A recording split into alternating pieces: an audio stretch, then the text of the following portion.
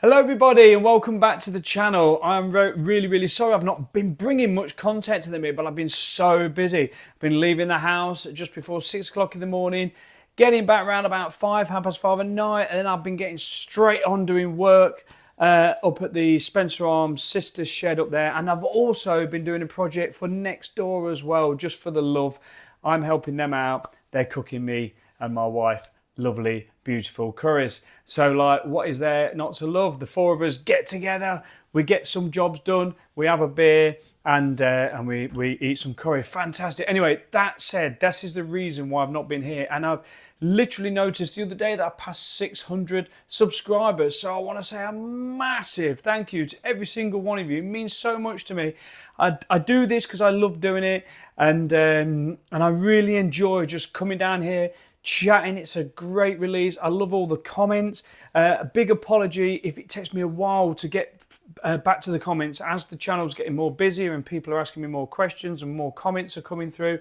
You know, with the workload I've got and everything else and life being so busy, it does take me a while. But rest assured, please, I appreciate every single comment. I appreciate every single like, every single subscriber. I appreciate you all so much. So if you comment, I always, at the very least, try and like it. And then if I can, if it needs a reply, because some people will comment and it doesn't need a reply, just like, but you know, I will try and reply and interact. It's something that I really like to do. Anyway, I want to talk to you about Thornbridge Brewery, my favourite brewery, or one of my favourite breweries. Well, I am going to say at the minute, you know, yeah, it is my favourite brewery, to be honest. Now, I'm going to say one of my favourite breweries because I've got lots of breweries that I enjoy, but Thornbridge are the one that's sort of probably, apart from Everard's Brewery as well, but that's an obvious, being here in Leicester, I've got to support my local brewery. But I never sort of bring them to the channel too much because, you know, their beers are something that, like, they're so readily available to me, and so I don't know, I just don't bring them to the channel. I don't know why. I do sometimes, but I'll always share them. If I go and meet some of the pub sheddies and things, I'll always take some Everard's beer over to share. But you may ask, why are you talking about Thornbridge with a bottle of Pedigree amber ale up here? Well, there's a reason behind that, and a few of you probably shouted at the screen, I know why. I know why. Well, the reason being is because Pedigree, as a long-standing, very sort of like historic sort of brew, was brewed on the Burton Union system. Sort of like a row of barrels all in a line. I'll be quite honest with you, I've recently only really got into what it really is because of what I'm going to talk about. And yeah, so it's a way of just sort of like doing barrel fermentation, but it's a great system. It's sort of like an open top system. It's all one big unit. And I think they're, I can't remember what it was, 150 gallons or something of the barrels. But anyway, all these barrels are in a line, and it's a really huge system. And as the beer ferments and the CO2 builds, the CO2 pushes the yeast up into like a trough at the top. And then you get all this aerated yeast, and you see it like bubbling out. And from what I've sort of like sort of researched a little bit, because I'm not really a historian, I always sort of say there's plenty of information out there. Just research it for yourself. It's great. But yeah, apparently it sort of lives. It almost seems like it's alive. So it all bubbles and hisses and makes all sorts of noises, and it produces this great ale. Now, I've got so many stories about Pedigree, but unfortunately, it's from about January this year, I believe, they decommissioned it. So they stopped brewing this using the Burton Union system. Now, also, there was this big thing about like Burton water, isn't there? You know, it's very hard. Now, I'd sort of like have mixed feelings about it. So when it comes to this beer, and I know Everard's Brewery do a little bit of Burtonisation to their water, when it comes to this type of beer, and also sort of like, you know, all sort of pale ales, amber ales, darker ales like Old Original here, when it comes to sort of them type of beers and that, it really works well, and it works well with this. But what it doesn't work well with is British brewed lagers that are using Burton water. It just doesn't. You know, that sort of like snatch, sort of like match sulfury sort of hit that you get. Now, have I got any matches here? Yeah, so apparently it's what's called a Burton snatch.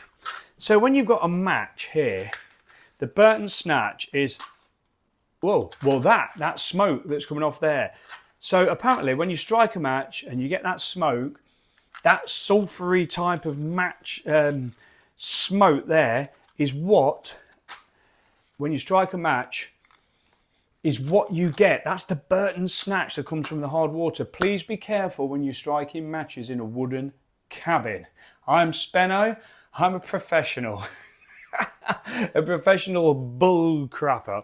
Anyway, let's get this open and talk about it. So tonight I was going to do all sorts of different things. And woo, what have we got here? Whoa, I thought that was just the display glass. So I knew I got a Pedigree glass. So years ago, we used to drink Pedigree in, guess what? The Union pub, right? So there was a pub in Ayleston in Leicester called the Union. And I've never even given it a thought. As a youngster and as a teenager growing up, and as like sort of a young adult in my 20s, and that I don't know why I'm swilling this around, it's a natural sort of thing. This isn't a bottle conditioned beer. You can smell a bit of it, but this isn't brewed using the Burton Union system. I wouldn't have thought, unless it's old, but from January, this is being brewed sort of more using more modern systems. So you're probably not going to get, I've not had a Pedigree for so long. And there's also this thing about Pedigree. There's loads of sort of like, within the beer world, so I've lost my display glass because there it was, so let's get another one. Oh, I'll tell you what, I borrow a beloved Guinness glass for this. So we'll keep that in the shot. So years ago, Pedigree was always one of those beers that they said, like, you've got to be good at it. You've got to be good at looking after the beer. Now, I went to an Indian restaurant and I seen Pedigree on. And I've had lots of Pedigree throughout the years, lots and lots and lots of it. And I've had pints of it where I think, whoa, that is amazing. Then I've had pints where I think, ooh, that's terrible. It's a really difficult beer to keep.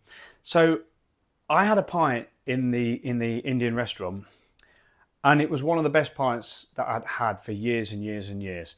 Cheers, everybody. I'm going to waffle and talk at the same time. Look at that. Look at the clear. Look how lovely and clear that is. It still looks good. The head is very sort of like broken up a little bit. So this aerated yeast, so I waffle. I do go off on a tangent, you know that. The aerated yeast that goes up through the CO2 from the fermentation process, goes up and puts the yeast in this trough. The yeast can then be used again. So as the yeast sort of like develops, we know what it's like with yeast. It's sort of like, it loves its environment. It does, so it'll probably be used again and then again and again. Anyway, let's just get into this, waffling on. Cheers. So aroma still, it's still got a nice, has got that sort of nice nutty sort of aroma still. That sort of like toffee caramelly type of aroma.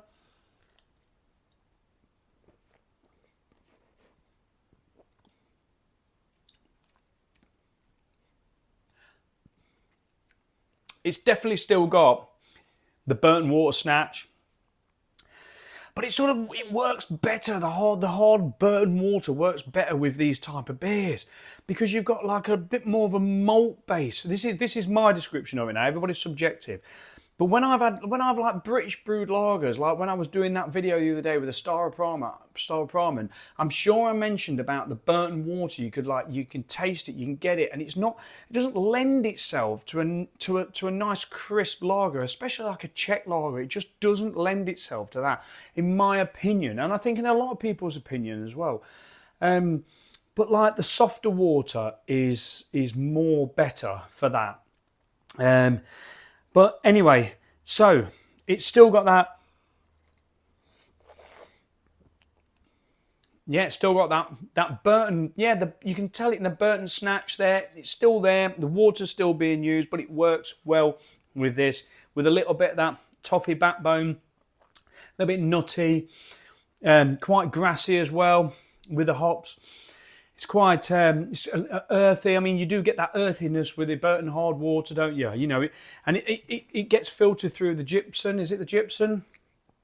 It gets filtered through there, and yeah, and people love it. You know what I mean? They try and Burtonise the water. They try and emulate it, but it's good for certain beers. But literally, for me, it's just not good for lagers, for the British brewed lagers anyway.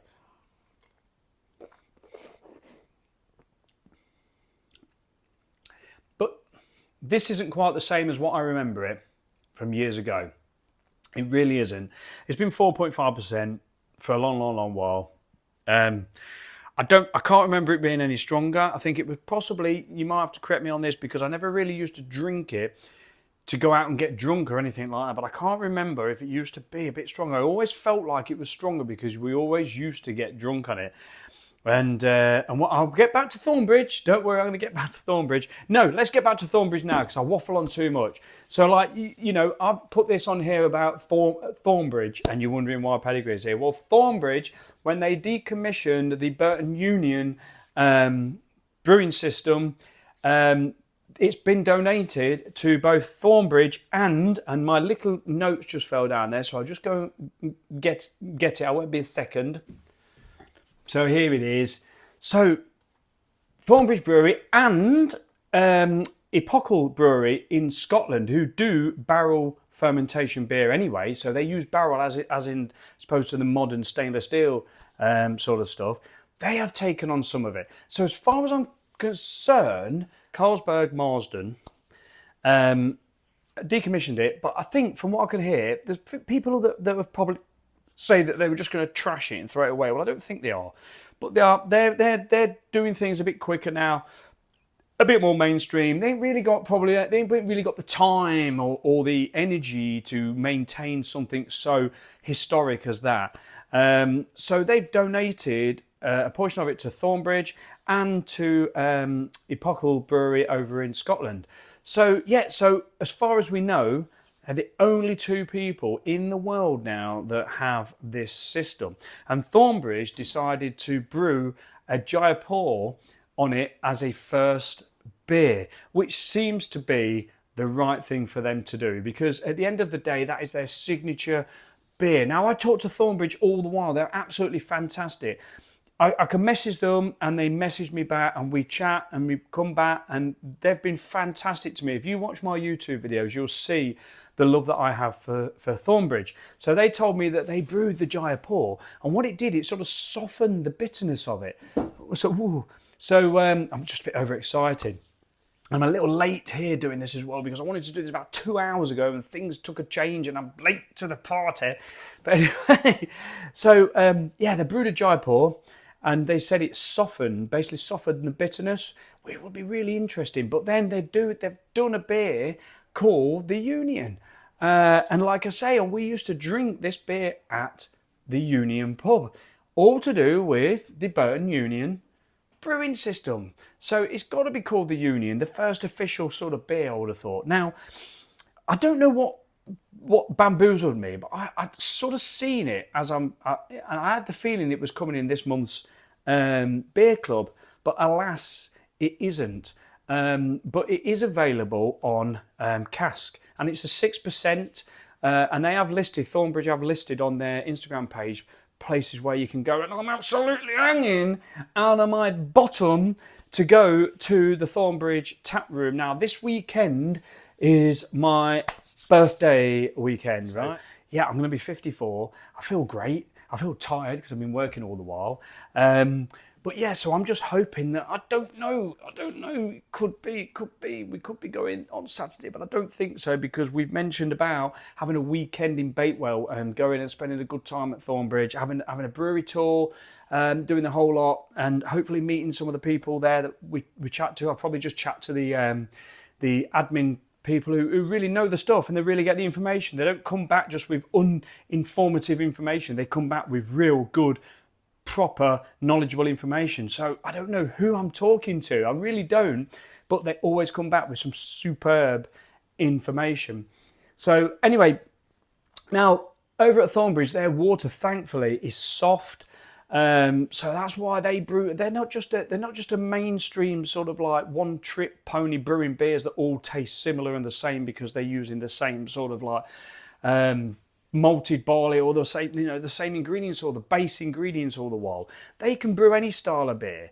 They're so diverse. I mean, like the Hefeweizen that they brewed is amazing. They can brew anything, and you don't really pick up a Thornbridge beer and think, I'm drinking a Thornbridge beer. I have to say, with Everard's, I've got to be honest, with Everard's, and I do love this about Everard's, is they do have a sort of a theme running through their sort of beers. I've drank quite a lot of their crafted beers that they're doing, and they have got sort of like an Everard's theme running through. Now, that ain't a bad thing. It isn't a bad thing, and there's many, many, many breweries that do that. But what I love about Thornbridge is their ability to just crush that theme out of the way and make every single beer really individual, to the pure fact that there's no way you could put a Thornbridge beer, a new Thornbridge beer, under my nose and in my mouth that I would go, that's a typical Thornbridge beer. However, I could possibly get, if someone put an Everard's beer under my nose and in my mouth, I could probably say, oh, yeah, that's got this sort of taste, but that's an Everard's beer. I mean, obviously, like, you've got to tell me that it's a chance it could be an Everard's beer or that beer or that beer. If someone just threw a beer in front of me, I've got to be picking out a beer. One of these beers is an Everard's beer. One of these beers is a Thornbridge beer. One of these beers is a such and such beer, whatever. I'd struggle to get the Thornbridge one because it'd be unique, but I'd probably be all right getting the Everard's one. That's what I'm trying to say. So yeah, they're very individual. Now, I am enjoying this.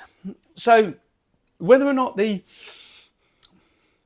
Burton Union side of things gives any different to the modern side of brewing this beer, I'm sure it does, because it's probably more, whereas the yeast is being forced out of the beer and up, is it going to clean the beer up better? I don't know. Do you have to then put finings in the beer and whatever? Because modern brewing sort of techniques, the yeast, it sits there and it has to be, taken out, whereas this is being forced out naturally by the CO2 that's being created by the actual natural brewing part of the beer.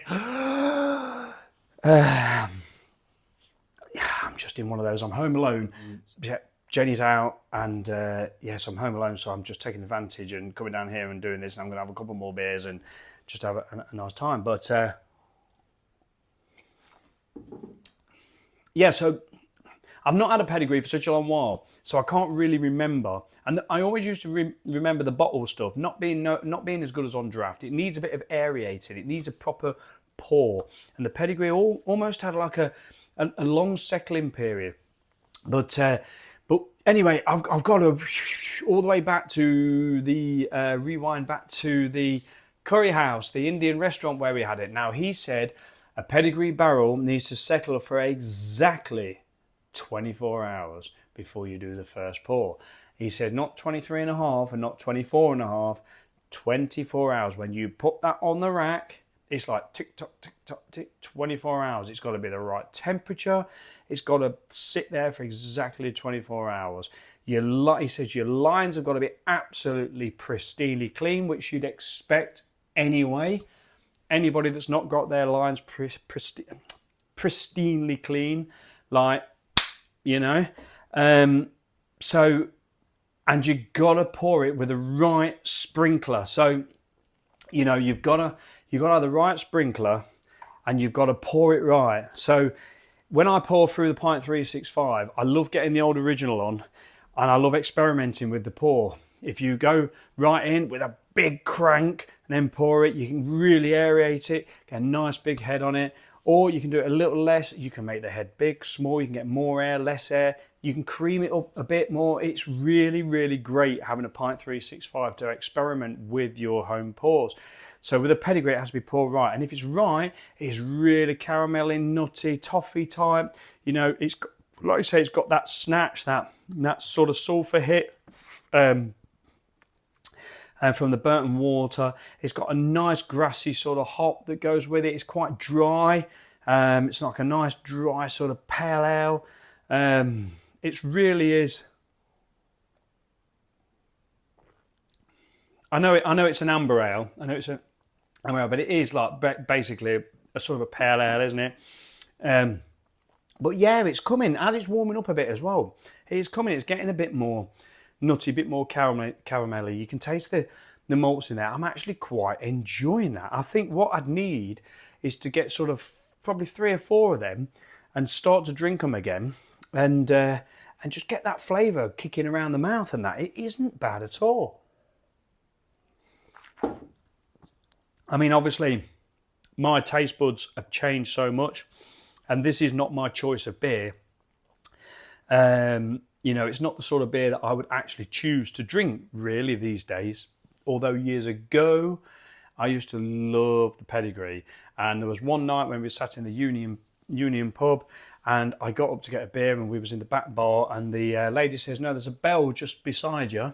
And she said, "Just ring the bell when you want a beer, and I'll come back and I'll just get you the beer." I was like, "No, I can't ring a bell to summons you." She went, "No, it's fine. It's absolutely fine. That's what it's there for." Well, of course, we rang the bell. Well, when all 3 of us wanted a beer, we'd just say, "Yeah, all 3 of us." When 2 of us wanted it, was just 2 or 1 or whatever. And I never got out the seat all night. We were there. And there is a story that goes from there, but it's not for this time. But anyway, so this has been a real back and forth, silly, crazy. 1 minute I'm talking about that. Next minute I'm talking about that, waffling on. I am tired. I've got a lot going on, but I just wanted to come over and speak to you guys. Say thank you so much for 600 subscribers. That is also down to people sharing. It is down to Ale and Radio as well, because the beer of the week is brought to you by the Spencer Arms, and they say to check out the YouTube channel. I'm involved with that, which is great. If you listen to Ale and Radio on Mixcloud, it's very easy to find. Just go to Ale and Radio on Instagram or on YouTube, and or not Ale. There's Ale and Audio on YouTube, Ale and Radio on Instagram, or Ale and Audio on Instagram, and all the links are there. Everywhere you can find it. Mixcloud, it's free. It's a good radio station. It's really great to listen to, and there's lots of beer-related stuff and that. And the podcast is fantastic as well. So that's been a big part of me, and a big part of like keeping me sane and sort of like, you know, just active, because I feel like a bit like overactive sometimes. So yeah, but anyway, just going back to Thornbridge before I go. Now, hopefully the Union will come in a bottle. I really do hope they do it. I think they talked about a 7% bottle version, excuse me. And but what they've said here, their water there in Bakewell is thankfully very soft, but Burton water is famously hard. So they obviously want to brew their first beer using the Burton Union system and give it that Burton snatch. They do. So they've added plenty of gypsum, like calcium sulfate, basically, to the brewing liquor. Probably not quite enough to get the famous Burton snatch, a whiff of sulphur on freshly poured beer, which is like the sulphur you get like from it's classed as like the striking the smash, this striking the match smell, and especially to get the real heavy smell of it. If you genie a box of match, that's when you really get the sulphur smell. But enough for the required crisp mineral edge on the finish. Right, this has been a little bit of almost like a unrehearsed, off the cuff. Well, like none of them are rehearsed what I do, but just to completely like feel like there's so much going on that I can't really get out. But anyway, it's just been a laugh, and it's just been talking about Thornbridge and this Epochal brewery taking on this historic brewing machine, this absolute living product that farts and belches and bubbles and troubles and does all the things. It's like a living god, they call it. You know, this needs maintenance, and I think they've added a couple of little bits and bobs to it to make it a little bit easier getting it from there to cask. But yes, but I'm going to hopefully bring a bit more about that when I find out a bit more, and especially if I get hold of the Union beer. or any of the beers that are brewed with the Burton Union system at Thornbridge. Obviously, I won't be getting any from the Epochal, but I know that brewery are looking forward. They're sort of like, obviously, oh, brilliant, Thornbridge. I'm pointing to this. This is nothing to do with that. Brilliant. You've sort of got the system we have as well. Let's see what we can produce, and brilliant. Thumbs up to each other. So it's all about sharing the love. Anyway, this has been a real spanner, really fast waffle. I'll edit it and I won't even know where I am or what I'm doing. I'm talking about Indian restaurants and curries 1 minute, and then I'm going on about this and then that. But anyway, it's been a laugh, and if you've had a laugh, and I tell you what, I'm not busy, I ain't had time to shave my head. Look, I've actually got hair in certain places anyway. So like, I'm just going to go and crack open another beer and just chill out. But yeah, check out Thornbridge's website. There's a blog there all about this. There's lots of information about the Union brew, and if you go on YouTube and search for it, there's also Rob there, the head brewer. He's talking about it as well. There's lots of information out there to find. It's really interesting, and just like thank you Thornbridge for like taking on and Epochal for taking on this historic piece of brewing equipment that otherwise would have just had to have been, I don't know, scrap. I mean, you would have thought if they didn't want it, that Carlsberg Marsden would put it as a museum piece. It'd be horrible if it just got. I'm not a big historian, and I'm not. But things like this don't need to be thrown away, do they? They don't. They've just been created. It's a wonderful thing. So yeah, so it's magical. It's been saved. I'm hyperventilating now. Right, gotta go. I'm gonna go and. Up the Spanish Music Lounge up there. I put a hot tub up there now on the decking. I'm going to go and sit up there in that and have a couple more beers. Cheers, everybody. You take care, and thank you so much for watching, so much for subscribing. Make sure you live, laugh, love, and just look after yourself and try and enjoy the sunshine when it blooming well comes out, because it keeps raining. Cheers, everyone. Thank you. I'll be Spedo.